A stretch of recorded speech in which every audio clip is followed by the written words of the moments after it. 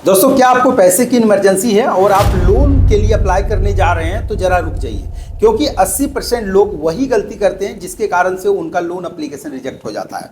दोस्तों, जब भी आपको पैसे की इमरजेंसी हो और आप लोन लेने के लिए सोच रहे हैं तो सबसे पहले आपके माइंड में 5 ऐसे छोटी छोटी गलती है जिसको अगर आप करेंगे तो आपका लोन मिलना मुश्किल हो जाएगा। और आज के इस वीडियो में मैं आप लोगों को बताने वाला हूं कि वो कौन सा गलती है जिसको कि बैंक या लोन कंपनी चेक करता है, उसके बाद ही आपको लोन देता है। तो दोस्तों, अगर आपको पैसे की इमरजेंसी है और आप लोन लेना चाहते हो तो कभी भी भूलकर भी ये 5 गलती ना करें।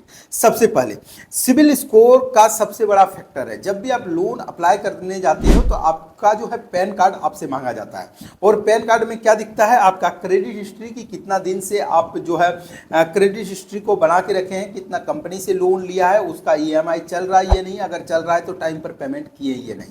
अब यहाँ पे सबसे इंपॉर्टेंट चीज है कि बैंक सबसे पहले आपका सिबिल देखता है और ये देखता है कि आपका सिबिल कितना है। बेसिकली सिबिल 300 से लेकर 900 के बीच में होता है।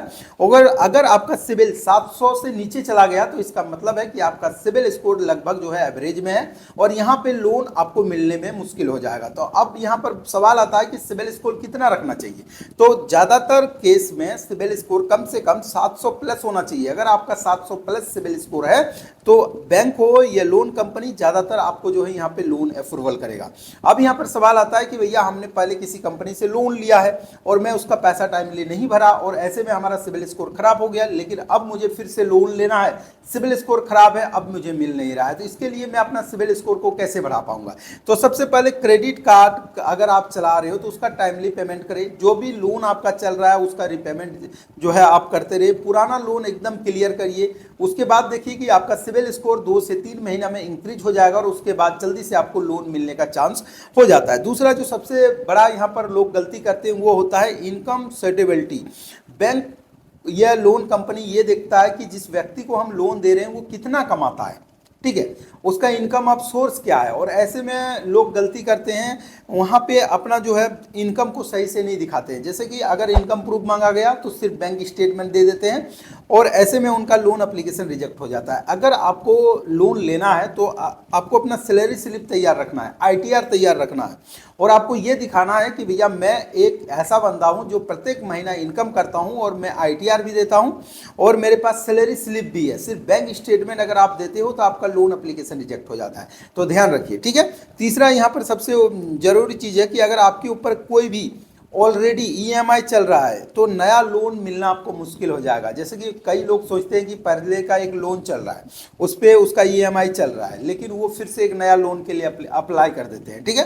तो जब आप नया लोन के लिए अप्लाई करते हो, अपना पैन कार्ड देते हो और अपना आधार कार्ड देते हो, तो वहाँ पे आपका सिविल इंक्वायरी होता है। और मैंने आपको पहले ही बताया कि सिविल में हर एक डिटेल्स दिख जाता है कि कितना लोन लिया, कब लिया, कितना दिन से आपका चल रहा है, ओवर ड्यू है क्या, कितना लोन अमाउंट का लोन लिया है। जब वो सारा चीज दिख जाता है तो लोन कंपनी या बैंक ये चीज देख लेता है कि भैया इसका तो पहले से ही लोन चल रहा है और ऐसे में इसको अगर हम लोन देते हैं तो हो सकता है ये रिपेमेंट करने में डिले करे या तो फिर रिपेमेंट ना कर पाए, इसीलिए उस कारण से भी लोन आपका रिजेक्ट करता है। तो अब यहाँ पे आपको क्या करना है, पुराना लोन को क्लियर करना है, उसके बाद ही नया लोन के लिए अप्लाई करना है। तो ऐसे में आपका काफी ज्यादा चांस रहता है कि आपका लोन जल्दी अप्रूवल हो जाए। अब यहाँ पर बहुत सारे लोग चौथा गलती करते हैं जो बहुत ही कॉमन है, छोटा गलती है, लगभग लोग कर देते हैं लेकिन उनको समझ नहीं आता। यहाँ पे क्या करते हैं, जैसे कि आपने आधार कार्ड दिया, ठीक है, अब आधार कार्ड में प्रॉपर आपका एक एड्रेस होता है और उसी एड्रेस को फिर से आपको मैन्युअली फिल करने के लिए बोला जाता है। लेकिन बहुत सारे लोग क्या करते हैं, जब मैन्युअली फिल करते हैं तो आधार कार्ड में जो एड्रेस है और जो ये फिल कर रहे हैं वो दोनों मैच नहीं होता है। जब मैच नहीं होगा तो ऐसे कारण से भी जो है लोन आपका रिजेक्ट हो जाता है।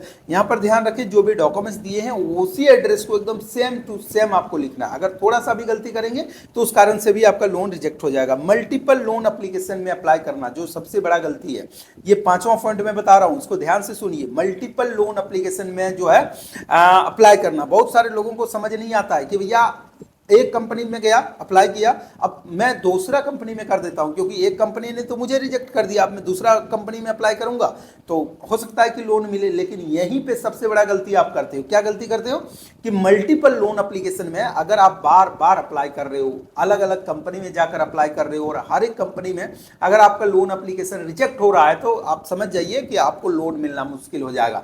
क्योंकि कोई भी कंपनी या बैंक जब भी आपको लोन देता है सबसे पहले यही देखता है कि सिबिल स्कोर सपोर्ट कितना है, इनकम ऑफ सोर्स क्या है, इसका जो है स्टेबल इनकम है ये नहीं, और ये कितने सारे कंपनी में लोन जो है अप्लाई कर रहा है। ठीक है, तो अगर आप मल्टीपल लोन कंपनी में लोन के लिए अप्लाई करेंगे तो ऐसे कंडीशन में भी आपका जो है लोन रिजेक्ट हो जाता है, क्योंकि उनको लगता है कि भैया ये बहुत सारे लोन एप्लीकेशन में अप्लाई कर रहा है, ये जो है फेक बंदा, ये जेन्युइन बंदा नहीं है, ये लोन लेके भागने वालों में से ऐसे कंपनी को लगता है। तो इसीलिए इन 5 पॉइंटों को अगर आप ध्यान में रखेंगे तो आपका यहाँ पर ज़्यादातर चांस है कि लोन आपको जो है मिलेगा, लोन एप्लीकेशन रिजेक्ट नहीं होगा। तो बहुत सारे लोगों का हमारे पास सवाल था कि भैया मैं जब भी लोन एप्लीकेशन में लोन के लिए अप्लाई कर रहा हूं तो बार बार रिजेक्ट हो रहा है, तो मुझे उपाय बताइए। तो आज के इस वीडियो में ये 5 पॉइंट मैंने आप लोगों को बताया, और अगर आपके मन में कोई सवाल है या आप हमसे कोई सवाल करने चाहते हो तो आप डायरेक्ट हमें कमेंट सेक्शन में लिखिएगा, मैं प्रयास करूंगा उस पर भी डिटेल्स में एक वीडियो बनाकर आप लोगों को जो है जवाब दूं। बाकी इस वीडियो को जरूर शेयर करिएगा, और अगर अभी तक आपने हमारे चैनल को सब्सक्राइब नहीं किया है